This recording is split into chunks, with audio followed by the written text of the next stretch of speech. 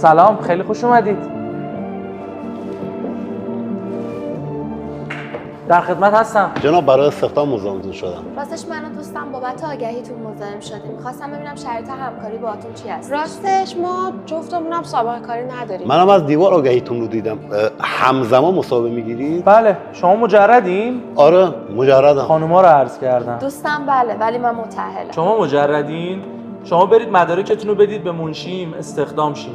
هم صداتون خوبه، هم ظاهرتون آراسته است. ببخشید مصاحبتون این بود واقعا؟ ببخشید اون وقت تکلیف من چی میشه؟ شرمنده، ما فقط یه دونه نیرو میخوایم. یعنی چی جناب؟ شما حتی مدرک تحصیلیش هم نپرسیدید. فقط براتون مهم بود که مجرد باشه یا نباشه؟ چهاردیواری اختیاری به شما ربطی نداره معیار ما چیه. ایشون اگر دوست داشتن ما در خدمتشون هستیم. شما هم برید جایی که مدرک براشون مهمه. تعجب نمی‌کنم. از بچگی تا الان همین نگاه جنسیت زده و مریض